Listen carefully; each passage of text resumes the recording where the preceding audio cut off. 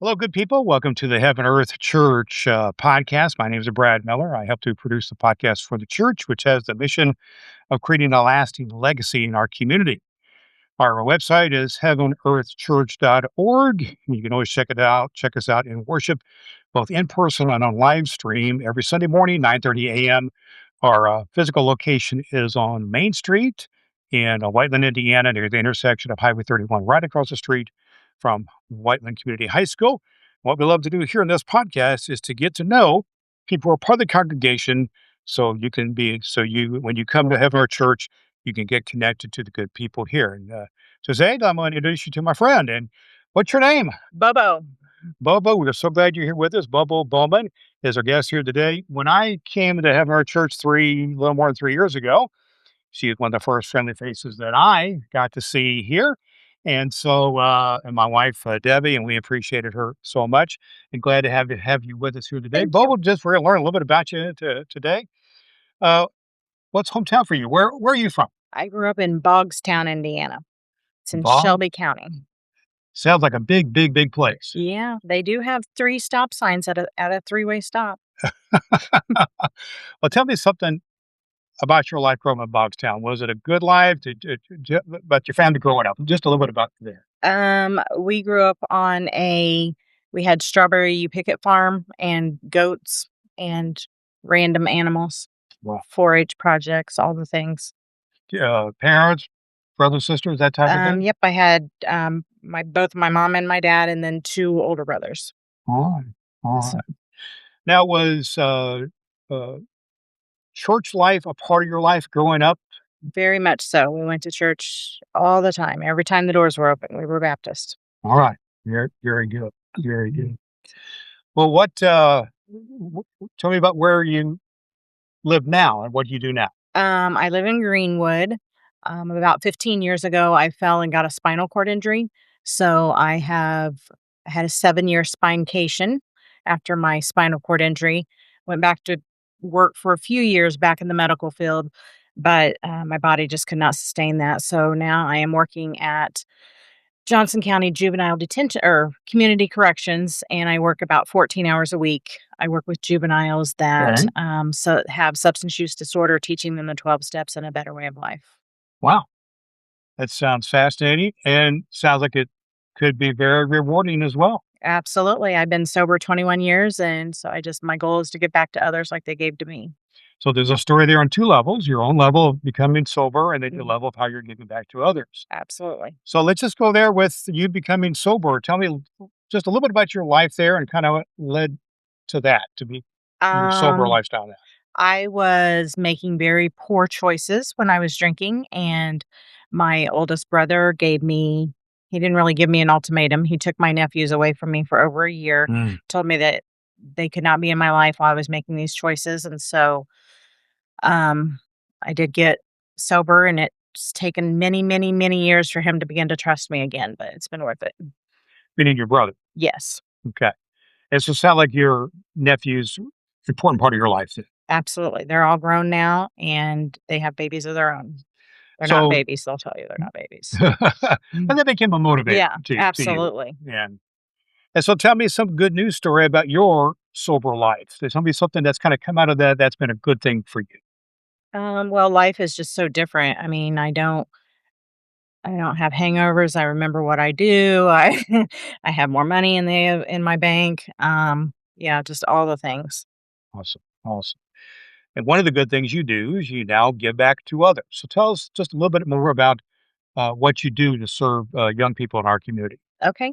So I am a peer recovery church, or peer recovery coach, and I meet with juveniles that have substance use disorder on a one-on-one basis. Then we also have a program called Thrive. That's a 12-step program to teach them the basics of recovery. And then we also have problem solving court where we work with juveniles with substance use disorder that um, we don't just, it's not just a judicial punishment. We strive to help them, we surround them and become advocates for them in the judicial system.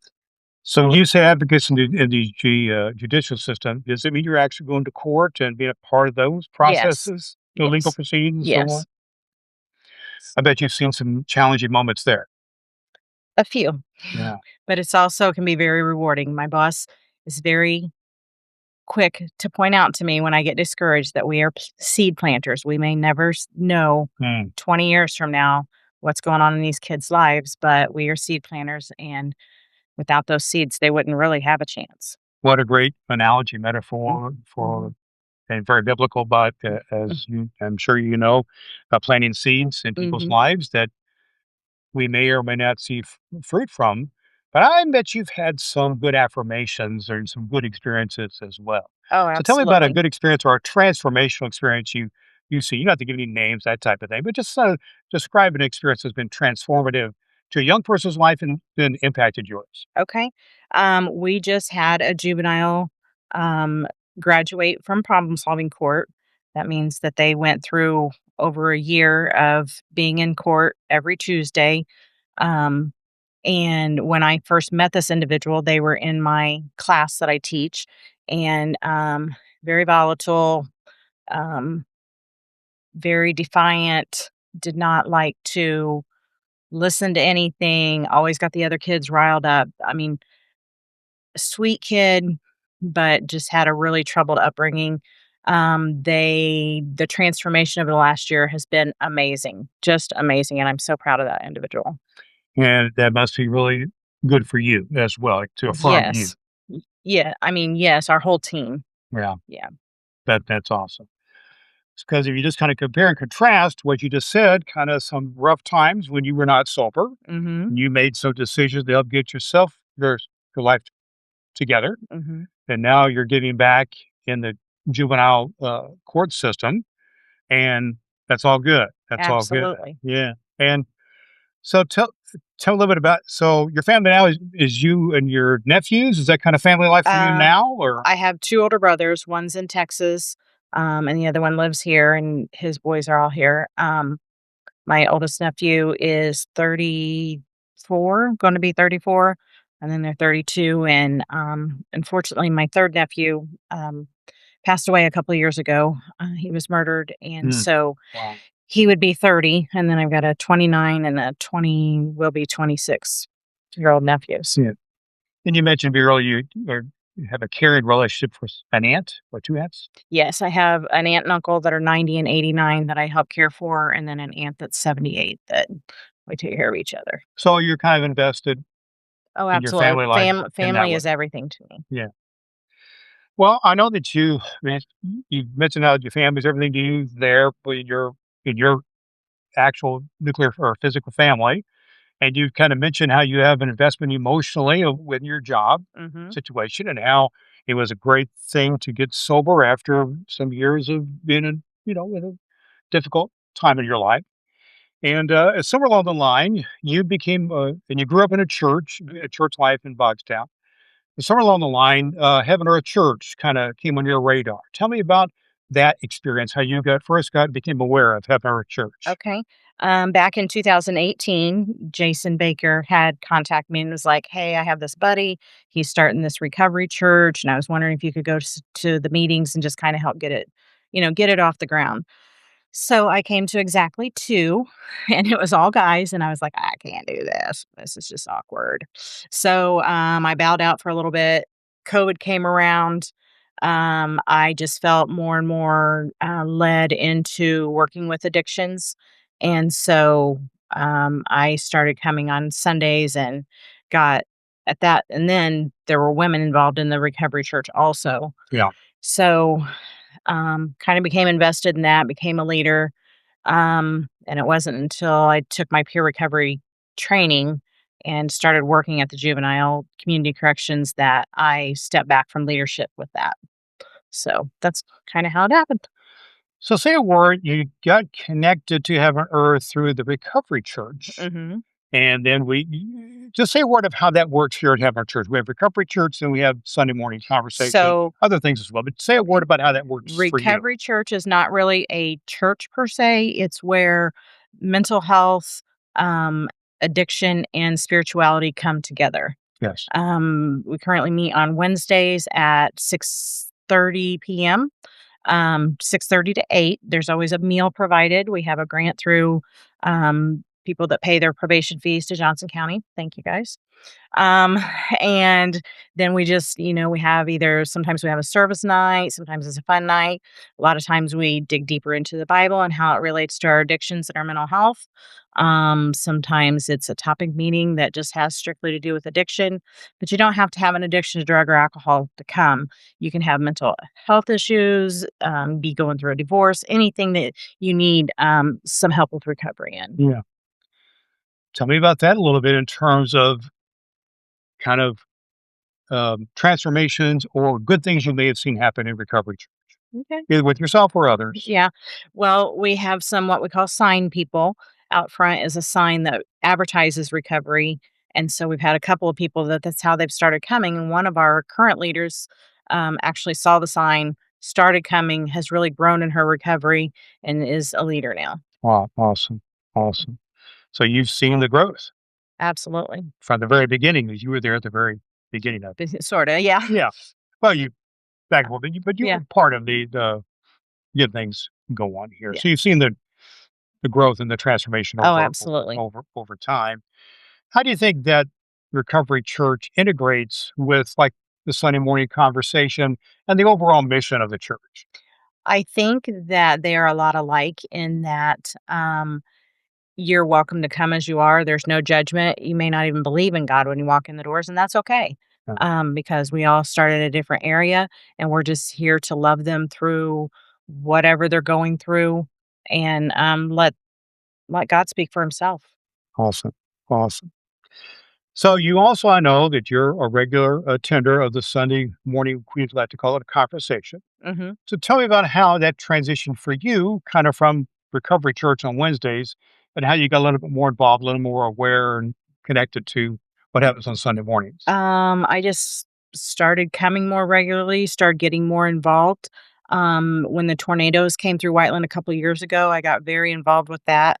I wasn't working at the time, so I was able to spend time here at the church. We were kind of a major hub, passing out supplies and things, donations. So that really got me plugged in. I got to know a lot of people that I normally didn't know. I saw them on Sunday morning, but I didn't really know them. Right. And that was kind of a pivoting thing for our community and bringing us closer together, I feel like. Do you think that might have been a moment, or let me ask you, was there a moment somewhere along the line where you kind of had an aha moment that this is not just something I'm kind of checking out, that this is for me, that I want to be a part of this? Was there kind of a moment or a series of moments that kind of was that way for you? I don't think there was a single moment. I think just the more I came, the more I realized I really liked the mission. I've always wanted to be a part of a church plant, or which I have been, but I'm very mission minded. I used to go to Haiti on mission trips. Okay. I don't anymore, obviously, since my little spinal cord injury, um, but yeah, I am very mission minded. I like the fact that we don't just talk the talk, we walk the walk. We go out in the community, we serve, we give, and that coincides with my philosophy in life. Absolutely. Indeed, we're right in the mission statement of the church. It says we exist to make a lasting impact in our community. It sounds like you Absolutely. experienced some of that there.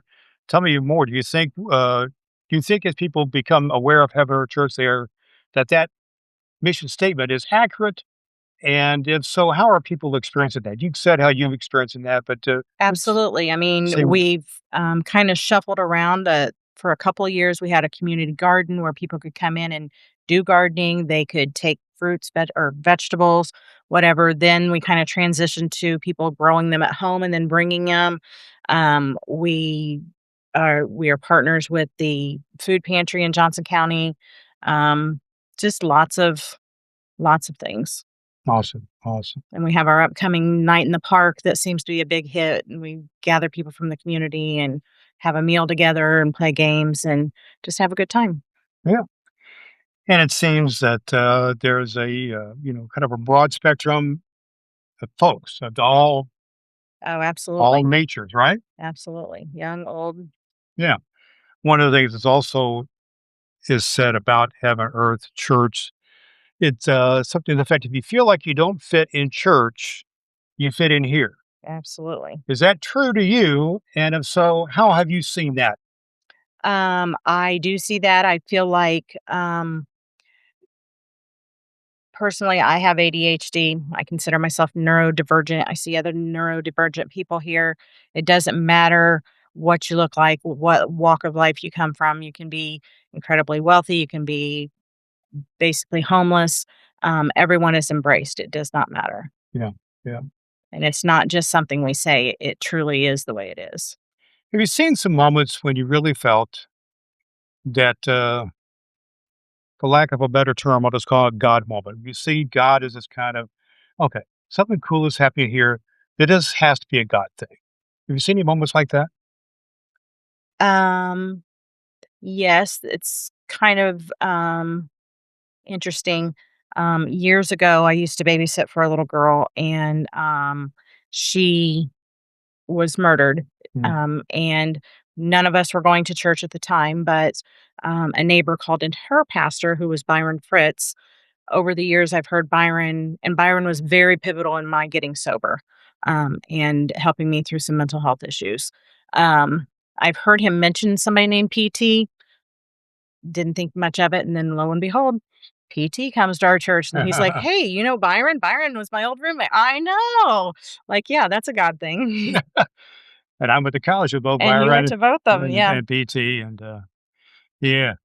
And Byron and I have done Santa Claus stuff too. Yeah. Okay. Yeah, yeah, he's absolutely a great Santa Claus.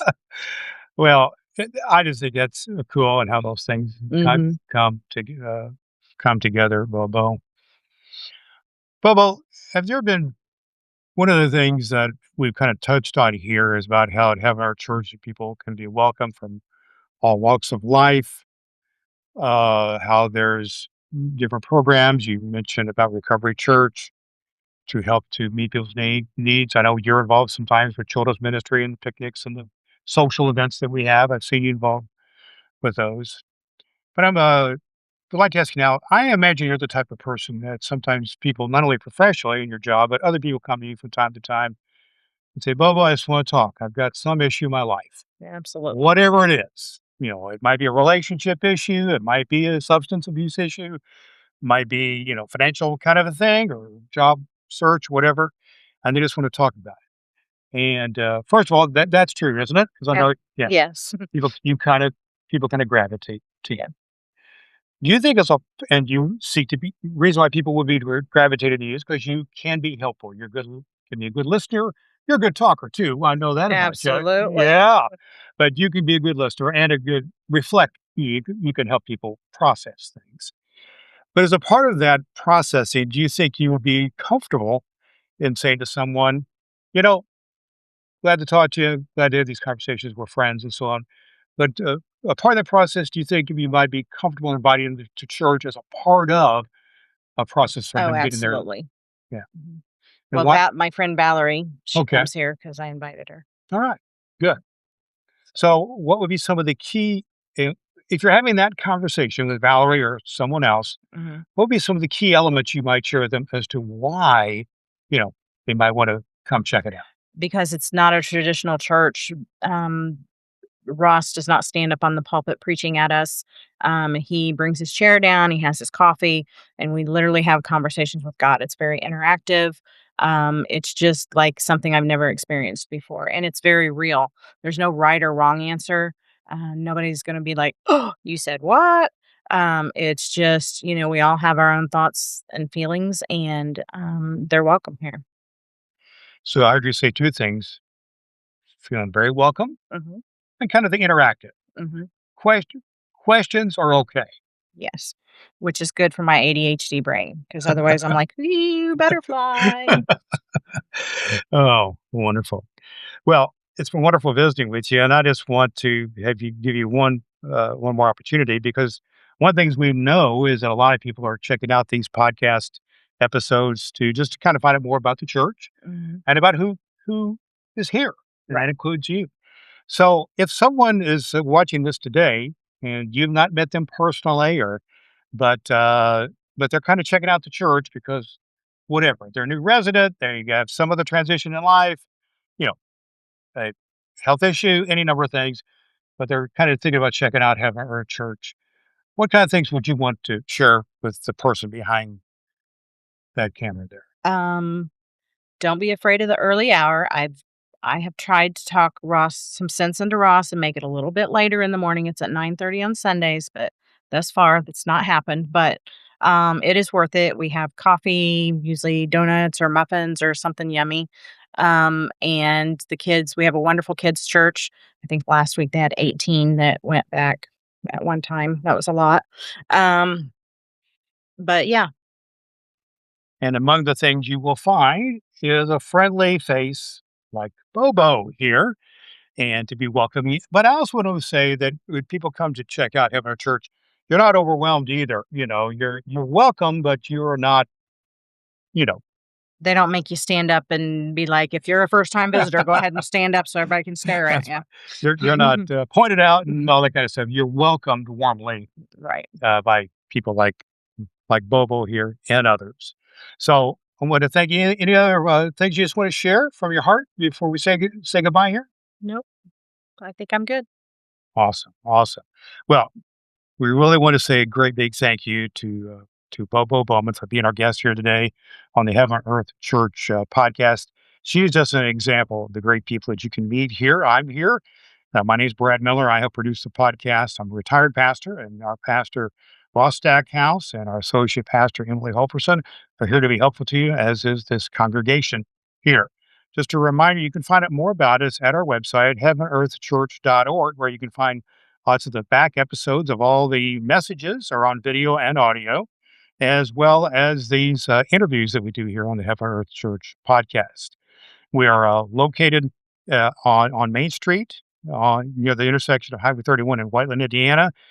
The great landmark is we are right across the street from the Whiteland Community High School. 9:30 a.m. Eastern Time is our services, both in person and live stream on YouTube. Hope that you'll check us out. This is a church that's looking to make a lasting impact in our community, and we thank you for joining us here on the Heaven Earth Church podcast.